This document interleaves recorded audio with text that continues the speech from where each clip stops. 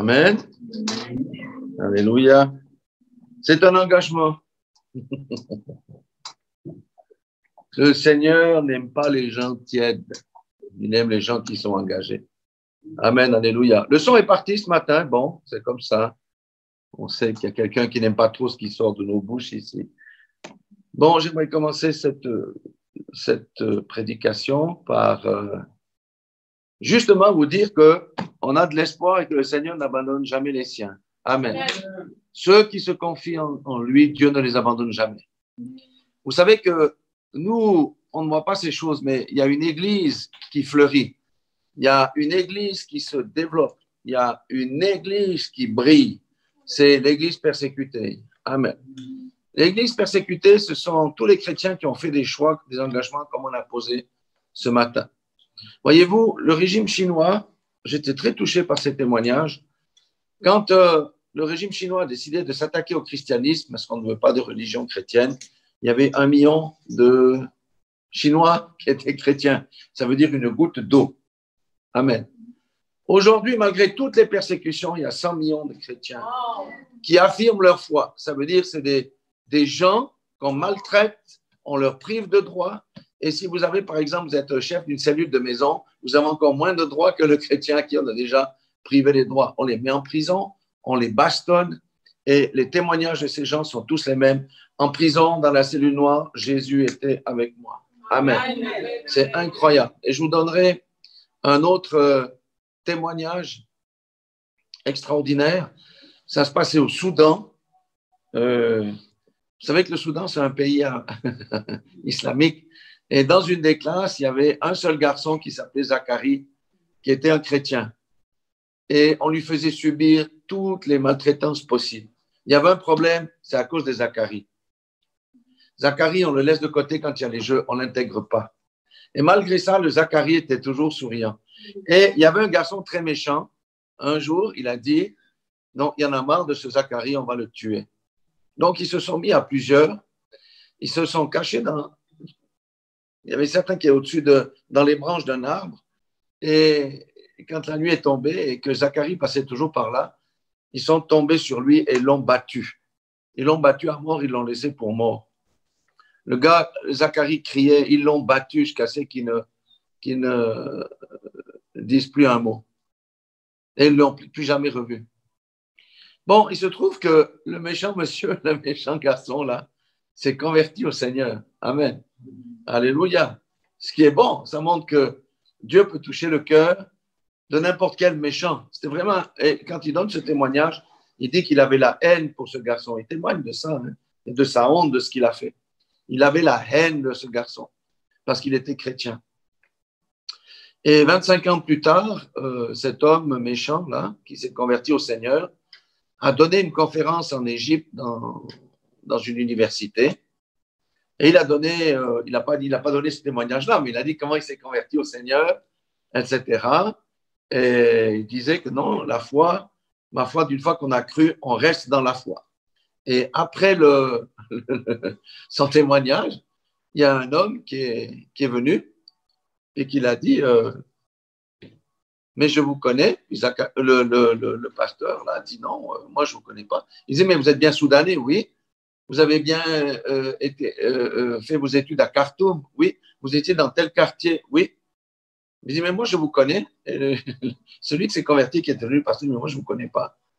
Et puis il a dit, ben voilà, je suis Zacharie. Et le pasteur n'a pas su que répondre. Il y a eu un grand vide là, il n'a pas su que répondre. Là, il témoigne, il dit, je suis resté sans voix. Et Zacharie, il a dit, j'ai qu'une seule chose à vous dire. Il a sorti un petit calepin, il a montré les premières pages du calepin où il y avait le nom de ce monsieur qui était écrit, puis il a dit, sache que j'ai prié pour toi pendant 25 ans, jusqu'à aujourd'hui. Amen. Vous voyez, la puissance de la prière. Quand j'ai dit, je crois, dimanche passé, que moi, je suis un catholique, je suis sorti de là certainement parce que quelqu'un a prié pour moi et c'est la puissance de la prière. Amen. Et tous ces témoignages, ça doit nous fortifier parce que nous allons vers la persécution, il faut dire la vérité aux gens. Nous sentons déjà arriver les choses. les lois et toutes ces choses-là. Mais vous voyez, nos frères et nos sœurs de la Chine, eux, sont restés droits face à la persécution. Ils n'ont pas mis le genou devant Baal. Certains étaient en prison, ils ont été bastonnés, on leur a retiré les droits, mais tous disent que Jésus ne m'a jamais abandonné. Amen. La foi, on ne peut pas la tuer si vraiment on est né de nouveau, et c'est là qu'on verra la différence entre celui qui sert Dieu et celui qui ne le sert pas. Amen. Soyez bénis. Nous allons aller dans Job. Nous allons voir des choses assez extraordinaires. Ça va nous édifier pour nous-mêmes déjà, mais aussi pour d'autres personnes. Job 33. Job 33, à partir du verset 14. On va aller tranquillement. Amen. Job, vous savez, c'est quelqu'un qui a passé par des situations très difficiles. C'est l'évangile pratico-pratique dans la douleur. Amen. Verset 14, il dit, Dieu parle cependant, tantôt d'une manière, tantôt d'une autre, et on n'y prend point garde. Dieu parle à tout le monde. À vous, à moi, à tout le monde. Dieu parle à tout le monde. Seulement, il ne faut pas s'attendre que vous êtes dans la douche et puis vous entendez une voix qui vous dit non. Dieu parle à tout le monde, tantôt d'une manière, tantôt d'une autre. Et on n'y prend point garde. Verset 15. Il parle par des songes et des visions nocturnes. Quand les hommes sont livrés à un profond sommeil, quand ils sont endormis sur leur couche. Amen. On dit, oh, j'ai fait un mauvais rêve, j'ai fait un rêve. Alors, il leur donne des avertissements et met le sceau à ses instructions. C'est là que nous voyons la bonté de Dieu. Amen. Pourquoi il nous parle par des songes et nous donne des avertissements? Afin de détourner l'homme du mal et de le préserver de l'orgueil. Amen. Il y a deux choses que Dieu exècre, déteste. C'est le mal et l'orgueil. Amen. Et il donne des songes, il donne des visions afin de le préserver du mal et de l'orgueil, afin de garantir son âme de la fosse et sa vie des coups de glaive. Amen. Parce que le mal et l'orgueil conduisent dans la force, ça veut dire ça nous amène vers la mort. Des fois, la mort prématurée. Et celui qui se livre au mal et à l'orgueil, sa vie est pleine de coups de glaive. Amen. Voyons la bonté de Dieu ici. Parce qu'il voudrait que tous les hommes se convertissent, se détournent de leur mauvaise voie et aient la vie éternelle. Amen. Alléluia. Là, on parle des songes et des visions, mais Dieu peut parler au travers d'un frère, d'une sœur, etc. Mais ici, c'est spécifiquement ces choses-là pour montrer la bonté de Dieu. Et je vais vous montrer deux exemples où on va comprendre des principes spirituels très importants. Mais ici, on doit comprendre qu'on ne doit pas négliger les songes ni les visions. Et même le Seigneur donne des visions à des prophètes nous concernant. Il faut écouter et comprendre la vision et prier pour qu'elle se réalise ou prier pour prendre les mesures pour qu'elle ne se réalise pas. Amen. Allons dans Genèse. Genèse, c'est un livre que j'apprécie beaucoup parce que c'est le livre du début. Et beaucoup de choses sont contenues dans le début. Chapitre 12, verset 10. C'est l'histoire d'Abraham. Notez que Abraham n'avait pas été encore changé en Abraham. Amen. Alors, chapitre 12, verset 10. Il y eut une famine dans le pays, et Abraham descendit en Égypte pour y séjourner, car la famine était grande dans le pays. Comme il était prêt d'entrer en Égypte, il dit à Sarai, sa femme, voici, je sais que tu es une femme de belle figure. Bon, Abraham avait une belle femme. Quand les Égyptiens te verront, ils diront, c'est sa femme, et ils me tueront et te laisseront la vie. Dis, je te prie que tu es ma sœur, afin que je sois bien traité à cause de toi et que mon âme vive grâce à toi. Amen. Alléluia.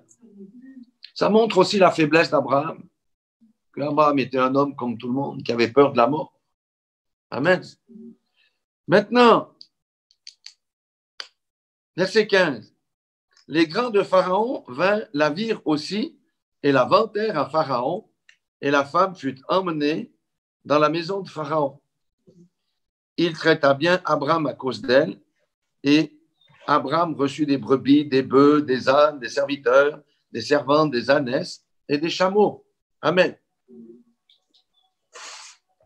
Maintenant, vous croyez que Sarah avait été amenée chez le Pharaon pour qu'elle passe la poussière? Qu'elle cuisine? Non. Regardez bien le verset 16, 17. Mais l'Éternel frappa de grandes plaies Pharaon et sa maison au sujet de Sarai, femme d'Abram. Alors Pharaon appela Abram et dit, qu'est-ce que tu m'as fait? Pourquoi ne m'as-tu pas déclaré que c'est ta femme? Pourquoi as-tu dit, c'est ma sœur? Aussi l'ai-je pris pour femme. Ça veut dire quoi? Prendre quelqu'un pour femme. C'est pendant qu'il dort, elle reste à côté dans une autre chambre ou bien? Voilà ce qui s'est passé. Abram a livré sa propre femme pour garder la vie. C'est une réalité. C'est une vérité biblique. Amen. Maintenant, voici ta femme, prends-la et va-t'en. Et Pharaon donna l'ordre à ses gens de le renvoyer, lui, sa femme, avec tout ce qui lui appartenait. Amen. Alléluia. Donc ça, c'est une première des choses. Maintenant, on va lire encore un autre épisode dans Genèse 20. Et on va faire un parallèle entre les deux. Cette fois-ci, il s'appelle Abraham, mais quand même. Abraham, chapitre 20. C'est un peu la même histoire qui va se passer. Abraham partit de là pour la contrée du Midi, verset 1er. Il s'établit entre Kadès et Chour et fit un séjour à Guéa. Abraham disait de Sarah, sa femme, c'est ma sœur. C'est le même mensonge, parce qu'il craignait pour sa vie. C'est ma sœur. Abimelech, roi de Guéar, fit enlever Sarah. Alors Dieu apparut en songe à Abimelech pendant la nuit et lui dit, voici, tu vas mourir à cause de la femme que tu as enlevée, car elle a un mari. Ah! Amen. Abimelech, qui ne s'était point approché d'elle, vous voyez, il ne l'avait point touchée, hein? Répondit, Seigneur, ferais-tu périr même une nation juste? Ne m'a-t-il pas dit, c'est ma sœur, et elle-même n'a-t-elle pas dit, c'est mon frère? J'agis avec un cœur pur et avec des mains innocentes. Ce que Pharaon n'a pas fait, il a vu la femme, il a couché avec elle, fini, terminé, au revoir. Vous voyez ce que je veux dire? Mais lui, il dit, j'ai agi avec un cœur pur et j'ai les mains innocentes. Pourquoi me frapperais-tu? Et verset 6, Dieu lui dit en songe, je sais que tu as agi avec un cœur pur, aussi t'ai-je empêché de pécher contre moi. Amen. Quand quelqu'un a le cœur pur, Dieu va l'empêcher de pécher contre lui. Alléluia. Même que des fois, on ne sait pas, on va pécher à cause de la pureté de notre cœur et des motifs de notre cœur, Dieu va nous empêcher de tomber dans le péché. Voyez ce que c'est ça. C'est pourquoi je n'ai pas permis que tu la touches. Maintenant, rends la femme de cet homme car il est prophète. Il priera pour toi et tu vivras. Mais si tu ne la rends pas, sache que tu mourras, toi et tout ce qui t'appartient. Amen. C'est glorieux. À ceux qui ont le cœur pur, Dieu empêche de pécher contre lui. Amen. Amen. Voyez la différence? Coupez les micros, s'il vous plaît. Voyez la différence entre Pharaon et Abimelech. Pharaon, lui, il a vu la femme qui était belle, il l'a convoité, il a couché avec, fini, terminé, au revoir. Le Seigneur l'a puni. Les grandes plaies se sont abattues sur l'Égypte. Abimelech, lui, il a convoité la femme, mais de bonne foi, puisqu'il a dit je suis la sœur de l'autre, je suis son frère, mais il ne l'a pas touchée. Et le Seigneur l'a avisé. Maintenant, tu as le choix. Soit tu la touches, soit tu ne la touches pas. Voilà. Le Seigneur va nous donner des choix. C'est pour ça qu'il nous parle dans des songes, dans des visions. Mais celui qui a le cœur pur, le Seigneur va tout faire pour l'empêcher de tomber dans le péché. Amen. Maintenant, on va aller encore un peu plus loin. On va aller au chapitre 26. Je vous dis, il y a des grands principes spirituels qui sont cachés ici. Chapitre 26. Là, on parle d'Isaac. Isaac et sa femme s'appelait Rebecca. Donc, il y a eu une grande famille dans le pays. On ne va pas tout lire, hein, chapitre 26. Il y a eu une grande famille dans le pays, comme celle qui avait eu autant d'Abraham et d'Isaac. Et puis, autant d'Abraham et Isaac, Allah avec Rabbi Melech. Amen. Alléluia. Mais Rebecca était très belle aussi. Et voyez, au verset 7, lorsque les gens du lieu posaient des questions sur sa femme, ils disaient, c'est ma sœur. Vous voyez comme quoi ça se transmet de père en fils. Le mensonge se transmet de père en fils. La fraude se transmet de père en fils. C'est pour ça qu'on doit briser les malédictions familiales. Amen. Alléluia. Lorsque les gens du lieu posaient des questions sur sa femme, il dit, c'est ma sœur. Pourquoi il a dit ça? Parce que son père avait fait la même chose. Amen. Car il craignait en disant, ma femme, que les gens du lieu ne la tuent parce que Rebecca ne le tue parce que Rebecca était belle de figure. Comme son séjour se prolongeait, il arriva qu'Abimelech, roi des Philistins, regardant par la fenêtre, vit Isaac qui plaisantait avec Rebecca, sa femme. Abimelech fit appeler Isaac et dit, certainement c'est ta femme. Comment as-tu pu me dire, c'est ma sœur? Parce que, voyez, Isaac avait dit au roi des Philistins, c'est ma sœur. Mais lui, il a dit, certainement c'est ta femme. Comment as-tu pu dire, c'est ma sœur? Isaac lui répondit, j'ai parlé ainsi de peur de mourir à cause d'elle. Et Abimelech dit, qu'est-ce que tu nous as fait? Peu s'en est fallu que quelqu'un du peuple n'ait couché avec ta femme et tu nous aurais rendu coupables. Amen. Alors Abimelech fit cette ordonnance pour tout le peuple, celui qui touchera à cet homme ou à sa femme sera mis à mort. Amen. Deux choses qu'on doit comprendre. Il y a des choses qui se transmettent de père en fille ou de mère en... C'est égal. Quand je dis de père en fils, c'est de mère en fils, de père en fille aussi. On est d'accord. OK. Le mensonge d'Abraham, c'est reporté sur... Voilà. Sauf Abimelech, il a eu le discernement. On a parlé des dons de discernement. Là, c'est le plus bas niveau des discernements. C'est l'observation. Le Seigneur va montrer que ne touche pas à cette femme. Pourquoi? Vous voyez, comme son séjour se prolongeait, verset 8, il arriva qu'Abimelech, roi des Philistins, regardant par la fenêtre, vit Isaac qui plaisantait avec sa femme.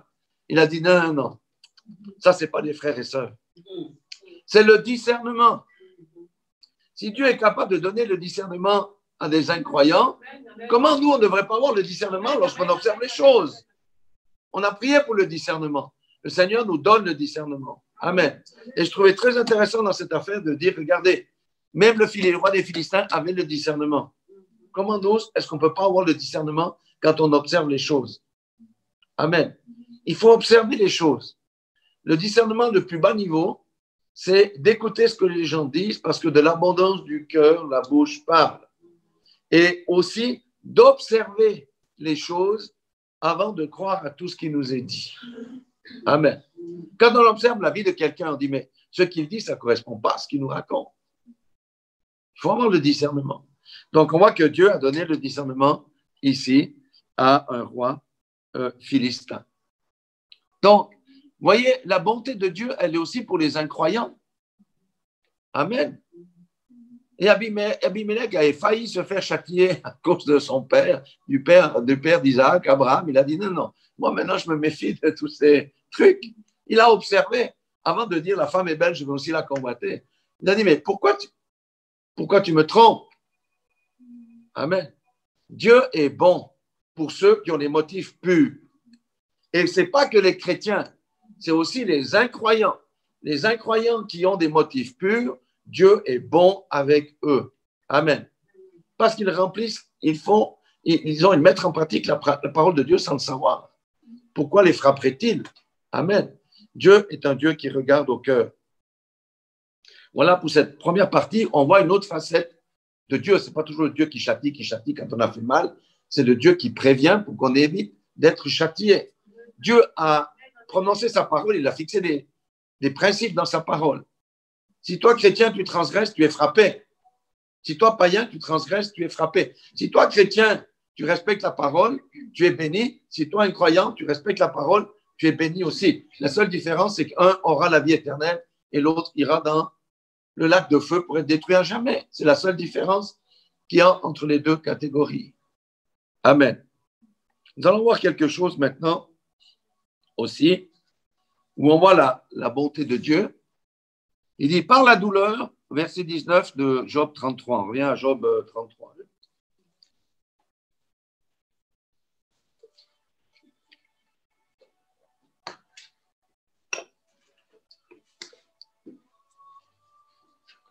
Job 33, verset 19. Il dit, et ça c'est intéressant, c'est très intéressant que beaucoup de gens ne comprennent rien dans ces affaires-là. Il dit, par la douleur aussi l'homme est repris sur sa couche. Pourquoi Dieu reprend l'homme par la douleur? Pour qu'il se tourne vers lui. Amen. Par la douleur aussi l'homme est repris sur sa couche. Quand une lutte continue vient agiter ses os. Une lutte continue. Tu as beau aller chez le médecin, une lutte continue agite tes os. Ça peut être des cancers, ça peut être différentes maladies. Une lutte continue, ça veut dire qu'il n'y a pas de remède contre ça. Alors il prend en dégoût le pain, même les aliments les plus exquis. Sa chair se consume et disparaît. Ses os qu'on ne voyait pas sont mis à nu. Ça ressemble à quoi? La maladie, ça. C'est une maladie. Il y a des tas de maladies qui amènent à ça. Amen. Son âme s'approche de la fosse. Quand on dit son âme, c'est son corps et son âme. Parce que c'est Dieu a créé l'homme et lui a soufflé dans les narines le souffle de vie. Ça veut dire que sa vie va disparaître. Quand on dit s'approche de la fosse. Et sa vie des messagers de la mort. Maintenant, verset 23. Mais s'il se trouve pour lui un ange intercesseur, un d'entre les 1000. Qui est cet ange intercesseur, un d'entre eux? Il s'appelle Jésus. Alléluia. C'est la porte de sortie. Même pour les maladies incurables, où les corps se consument, etc., il y a une porte de sortie qui s'appelle Jésus-Christ, qui annonce à l'homme la voie qu'il doit suivre. Amen. La voie qu'il doit suivre, c'est la voie de la repentance et du changement de voie. Dieu a compassion de lui et dit à l'ange, délivre-le afin qu'il ne descende pas dans la fosse. J'ai trouvé une rançon. La rançon de quoi? Des péchés de l'homme en question ou de la femme en question. Mais faut-il encore que l'homme et la femme se tournent vers Dieu et vers Jésus? Autrement, quoi? Il va aller dans la fosse. Et sa chair, verset 25, a plus de fraîcheur qu'au premier âge. Rétablissement complet. Il revient au jour de sa jeunesse. Alléluia. Pour quiconque se repent, abandonne ses mauvaises voies, le Seigneur, qu'est-ce qu'il fait? Il enlève la malédiction qui était venue au travers de cette maladie-là. Verset 26, il adresse à Dieu sa prière et Dieu lui est propice. Sa prière, c'est quoi? C'est la repentance. Amen. Comme Manassé a fait lorsqu'il était dans les fers, en prison, à Babylone. Il s'est repenti devant Dieu. Dieu l'a sorti de la prison. Alléluia. Lui laisse voir sa face avec joie et lui rend son innocence. Il chante devant les hommes et dit, j'ai péché, j'ai violé la justice et je n'ai pas été puni comme je le méritais. Amen. Alléluia. Mais Dieu a délivré mon âme pour qu'elle n'entre pas dans la fosse et ma vie s'épanouit à la lumière. Amen. Je dis à quelqu'un, si vous connaissez quelqu'un qui est dans les tourments d'une maladie grave, il y a une porte de sortie pour lui ou pour elle. Cette porte-là s'appelle Jésus-Christ. Amen. Voilà ce que Dieu fait. 2 fois avec l'homme, 3 fois avec l'homme. Pourquoi il fait ça? Pour que l'homme se repente et se tourne vers lui. Amen. Alléluia. Pour ramener son âme de la fosse, pour l'éclairer de la lumière des vivants. Amen. Il y a des principes spirituels ici. Maintenant, il faut qu'on voie toute la parole. Toute la parole. Nous savons que beaucoup de choses viennent à cause du péché de l'homme. Deutéronome 38 est très clair à ce sujet ici. Mais j'aimerais partager avec vous 2 autres versets où on va comprendre encore d'autres choses. Mais qu'il y a aussi une porte de sortie pour ceux qui sont dans cette situation.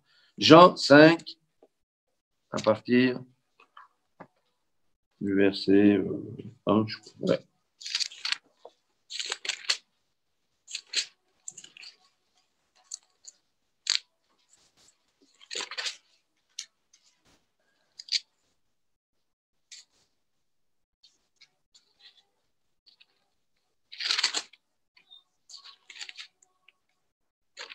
Voilà. Alors, ici, nous avons l'exemple de quelqu'un pour lequel on aurait eu beaucoup de compassion puisqu'il a été paralytique pendant 38 ans. C'est une longue période quand même. Hein?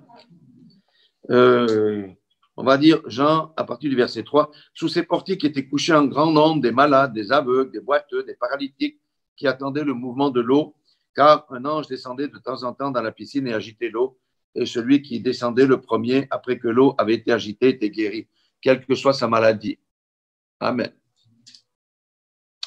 Verset 5. Là se trouvait un homme malade depuis 38 ans.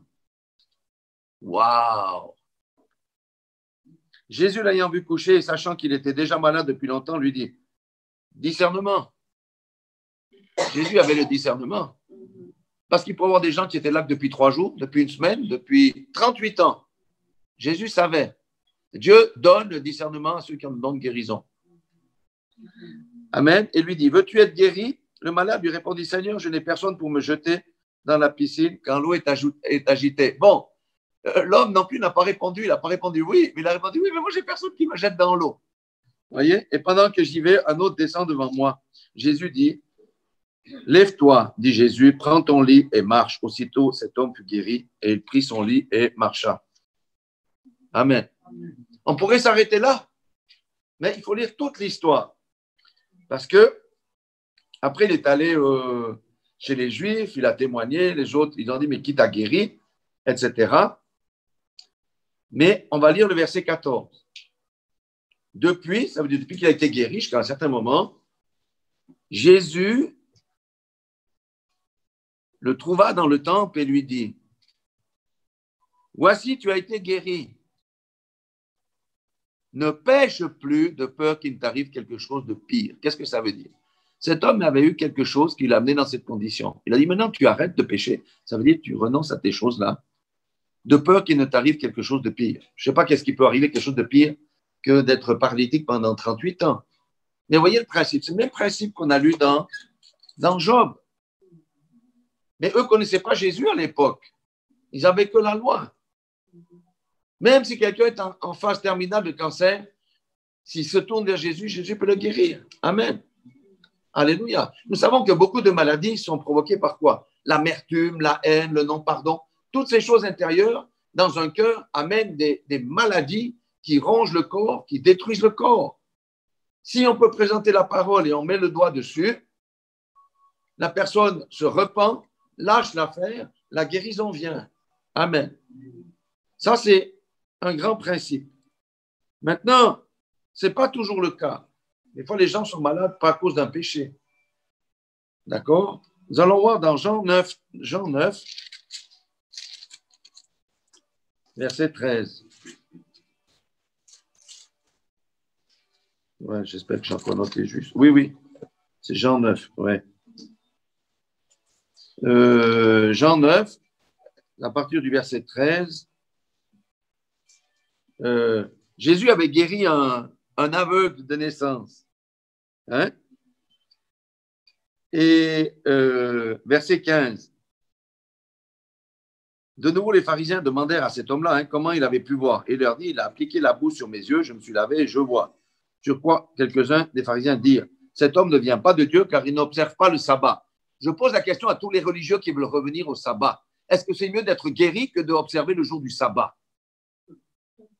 C'était ça le grand problème des pharisiens. Ils n'avaient aucune passion pour l'homme qui était malade, la femme qui était malade, l'homme qui était blessé. Mais il fallait respecter le sabbat avec les 14 règles ou les 38 règles du sabbat. Ça, c'est l'esprit religieux. D'autres dirent, comment un homme pécheur peut-il faire de tels miracles? Et il y a eu de la division parmi eux. Amen. Maintenant, les Juifs ne crurent pas qu'il était aveugle, etc. Patati patata. Maintenant, verset 29, c'est là qu'on va de nouveau tester Jésus. Prenons le verset 29. Nous savons que Dieu a parlé à Moïse, mais celui-là, nous savons d'où il est. Cet homme leur répondit, il est étonnant que vous ne sachiez pas d'où il est, et cependant, il m'a ouvert les yeux. Et ensuite, mais si quelqu'un l'honore et fait sa volonté, il l'exauce. Jamais on n'a entendu dire que quelqu'un ait ouvert les yeux d'un aveugle-né. Si cet homme ne venait pas de Dieu, il ne pouvait rien faire. Ils répondirent, toi, tu es né tout entier dans le péché et tu nous enseignes. Et ils le chassèrent. Amen. Maintenant, je retrouve plus ce verset où il pose la question, est-ce que c'est de la faute de ses parents? Je ne trouve plus ce verset ici, mais voilà, excusez-moi. Verset 9, verset 3. C'est important de comprendre ça. On a posé la question à Jésus, verset 2, c'est les disciples. Lui posèrent cette question à Jésus. Rabbi, qui a péché, cet homme ou ses parents pour qu'il soit né aveugle? Donc, les gens comprenaient qu'il y a des malédictions familiales, que, ma foi, s'il y a des malédictions familiales, c'est normal qu'il soit né aveugle ou infirme. Parce que la croyance qu'on avait à l'époque, que quiconque naissait aveugle ou infirme, c'est que ses parents avaient péché. Amen. Mais Jésus nous dit quelque chose d'intéressant. Jésus lui répondit, ce n'est pas que lui ou ses parents aient péché, mais c'est afin que les œuvres de Dieu soient manifestées en lui. Amen. C'est pour ça qu'on doit avoir le discernement. Des fois, ça vient de la faute de l'homme même, des fois, ça vient de la faute de ses parents, les maladies transmissibles, mais des fois, c'est pour que la gloire de Dieu se manifeste. Alors, j'aimerais dire ici, c'est pour ça qu'il faut bien évaluer les situations et pas être dogmatique. Certains disent c'est que les malédictions. D'autres disent non, il n'y a pas de malédiction, le péché n'a pas d'influence. Il y a cette voie ici, on a vu avant que le péché a une influence, que les malédictions ont une influence, mais dans ce cas, ce n'est ni lui, ni ses parents, mais pour que la gloire de Dieu se manifeste. J'ai réfléchi à ça, je disais, mais qu'est-ce que tu veux nous dire? Et l'Esprit me dit, c'est pour ça que j'ai donné le don de guérison dans mon Église. Amen. Du reste, quand les apôtres guérissaient, des fois, ils ont vu que la personne avait la foi, il a dit, lève-toi et marche. Dans certains cas, on dit, va et ne pêche plus de peur qu'il ne t'arrive quelque chose de pire. Des fois, ce n'est pas la personne, c'est pour que la gloire de Dieu se manifeste au travers des personnes que Dieu mettra dans son main avec le don de la guérison. Mais ce don-là, il faut la foi avec, comme on a vu samedi. Parce que vous vous trouvez devant un aveugle-né, et puis lui dire, je vais cracher par terre, mettre de la boue, ou prononcer une parole de guérison. Si je n'ai pas la foi, si ce n'est pas conduit par le Seigneur, ça ne va pas marcher.